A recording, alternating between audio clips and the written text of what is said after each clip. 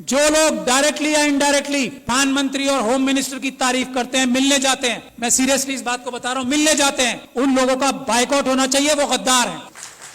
क्या बात करेंगे आप आरएसएस के लोगों से जो इस बात को तय कर चुके हैं कि हमें संविधान खत्म करके मनुस्मृति लागू करनी है? उनसे क्या बात करके और क्या समझाएंगे उन्हें सिर्फ ये जाके कह सकते हैं कि हम आपके पैरों में गिर चुके हैं, हम आपकी हर बात मानेंगे, सिर्फ हमें हमारी कम्युनिटी को धोखा देने का रास्ता बता दो। कैसे हम उनसे मीठी मीठी बातें करके, कैसे जज्बाती तकरीरें देके उनको बेवकूफ बनाएं और आपकी मदद करें, ये काम कर रहे हैं जो लोग उनसे मिलने जाते हैं। ये समझ लीजिए आप, उन्होंने सारी इंस्टीट्यूशंस जो हैं हाईजैक कर ली हैं। उन्होंने हम लोगों के, खास तौर पे एससी एसटी, माइनॉरिटीज और ओबीसी के जितनी टॉप लीडरशिप है सब हाईजैक कर ली। इस बात को जब तक हम तस्लीम नहीं करेंगे हम एक कदम आगे नहीं बढ़ा पाएंगे। अपने अंदर से गद्दारों को आइडेंटिफाई नहीं करेंगे हम एक कदम आगे नहीं बढ़ा पाएंगे।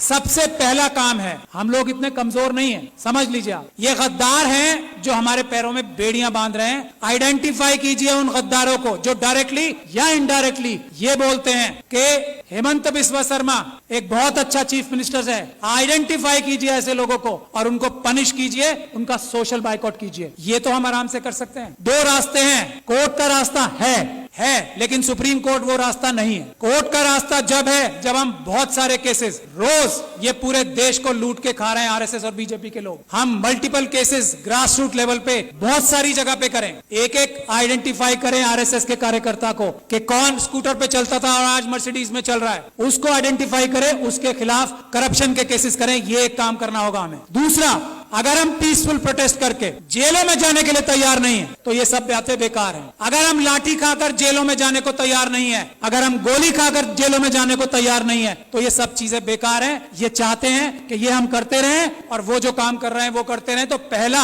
रेजोल्यूशन ये होना चाहिए कि हमें अपने देश को अगर बचाना है, संविधान को अगर बचाना है तो हमें जेल जाने के लिए तैयार रहना पड़ेगा। और जेल जाने वालों में सबसे पहला नंबर लीडरशिप का आना चाहिए, क्योंकि हम लोगों को लोग इज्जत करते हैं ना, हमारी ताकत क्या है। आज मुझे लोग इतना पसंद करते हैं, मैं क्या हूं, एक छोटा सा अदना सा वकील हूं। आज लाखों लोग मुझे सपोर्ट करते हैं, वो मेरी ताकत है। नहीं तो मेरी औकात और हैसियत नहीं है कि मैं चूं भी कर जाऊं इन लोगों के सामने। ये समझ लीजिए आप। और ये बात तस्लीम हमारे सारे एमपी एमएलए, बड़ी बड़ी तंजीमों के लीडर्स को करना चाहिए। उनकी अपनी जाती हैसियत और औकात किसी की नहीं है, मैं इस बात को तस्लीम करता हूं। आज अगर हम लोग इतनी जोर से बोल पा रहे हैं तो हमारे पीछे लोगों की ताकत है, उसकी वजह से हमें उन्हें धोखा नहीं देना चाहिए। जो अपने आप को जितना बड़ा लीडर समझता है उसे जेल जाने के लिए, गोली खाने के लिए, लाठी खाने के लिए सबसे पहले तैयार होना चाहिए आज। और जो ऐसा नहीं करता, जो इसके लिए बहानेबाजी करता है, मसलियत बताता है कि ये मसलियतन जो है ना, लफ्ज बोलने वाला गद्दार है। मसलियतन ये नहीं बोलेंगे कि मैं जेल जा रहा हूं, मसलियतन हमें प्रोटेस्ट नहीं करना चाहिए। गद्दार, बेईमान, ये हमें बोलना पड़ेगा खुल के।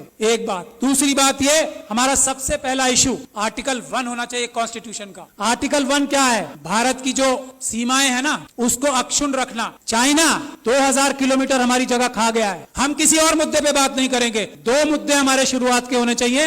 और हमें होम मिनिस्टर का, हमें प्राइम मिनिस्टर का घेराव इस बात पे करना चाहिए कि चाइना से हमारे देश की सेना अपनी जमीन वापस लेने के लिए बेकरार है। तुम डरपोक हो जो उन्हें रोक रहे हो, इसके लिए हमें प्राइम मिनिस्टर का घेराव करना चाहिए। ये आर्टिकल 1 है, इसके लिए करें। और आगे जाके गोली खाएं। इसके बाद क्या, 2000 किलोमीटर हमारी, जिसको अलग अलग जबानों से हम कहते हैं, कोई भारत माता कहता है, हम भारत देश कहते हैं, उसमें से 2000 किलोमीटर कोई ले गया और हम यहां बैठ के डिस्कशन करेंगे? नहीं। या तो प्रधानमंत्री इस्तीफा देंगे या वो 2000 किलोमीटर वापस लेंगे, नहीं तो हम मार्च करके हम खुद जाके वापस लेंगे। ये हमारा पहला एजेंडा होना चाहिए। दूसरा एजेंडा इस वक्त जो है वो है मणिपुर। अगर मणिपुर के लिए हम लोग प्रधानमंत्री का घेराव नहीं करते, प्रधानमंत्री और होम मिनिस्टर डायरेक्टली इन्वॉल्व है मणिपुर में जो हो रहा है, यहाँ मणिपुर के लोग बैठे हैं, अरामबाई तेंगुल, मेतेई लिपुम, ये दो संगठन है आरएसएस के जिन्होंने ये सारा कारनामा अंजाम दिया है, अमित शाह साहब के साथ मिलकर जिन्होंने ये सारा कारनामा अंजाम दिया है, चीफ मिनिस्टर बीरेन सिंह के साथ मिलकर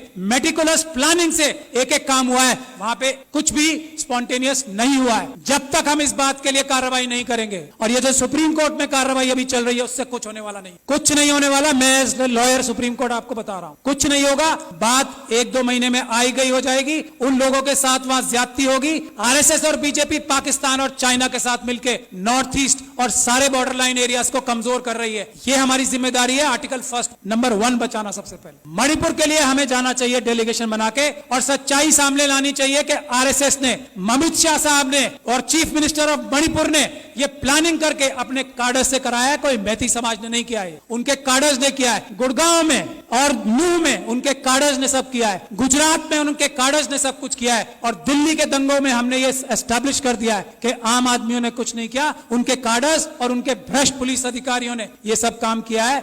यही हमें करना पड़ेगा। मणिपुर के लिए प्लान बनाइए कि हम लोग वहां जाएं और एक्सपोज करें कि मणिपुर में क्या हो रहा है, क्या हो रहा था और क्या हो रहा है अब। और उसमें अमित शाह साहब सबसे बड़े चाणक्य हैं। उनको अरेस्ट कराने के लिए जब तक हम कोई कार्रवाई नहीं कर पाते, मणिपुर का कुछ भला नहीं हो सकता। मैं ये बात दावे और गारंटी से कह रहा हूं। He is the main mastermind, mister Amit Shah.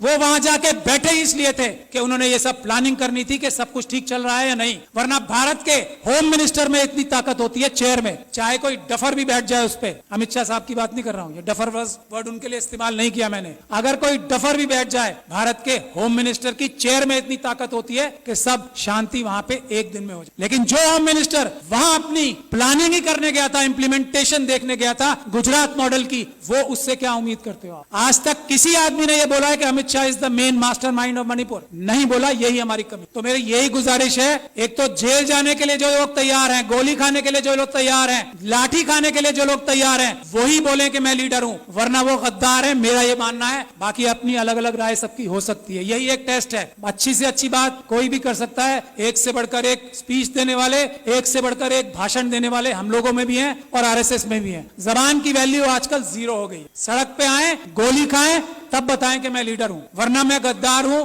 ये बात तय है। मैं गोली खाने के लिए तैयार हूं आज इसी वक्त से। और जब आप लोग दावत देंगे कि गोली खाने के लिए सबसे आगे मैं रहूंगा, मैं ये गारंटी दे रहा हूं अपनी तरफ से। और मैं ये उम्मीद करता हूं कि इस हॉल में बैठा हर एक इंसान जो अपने आप को लीडर कहना चाहता है, वो गोली खाने के लिए, इस वक्त देश बचाना है तो गोली खाने के लिए तैयार रहना पड़ेगा। अमित शाह साहब को मणिपुर के लिए अरेस्ट कराना जरूरी है। इसके लिए हमें कार्रवाई करनी पड़ेगी। मेरी जहां भी सर्विसेज आपको दरकार होंगी, मैं वॉलंटियर करता हूं अपने आप को। बहुत बहुत शुक्रिया। जय भीम, जय Bharat. Thank you very much, Shahad Ali.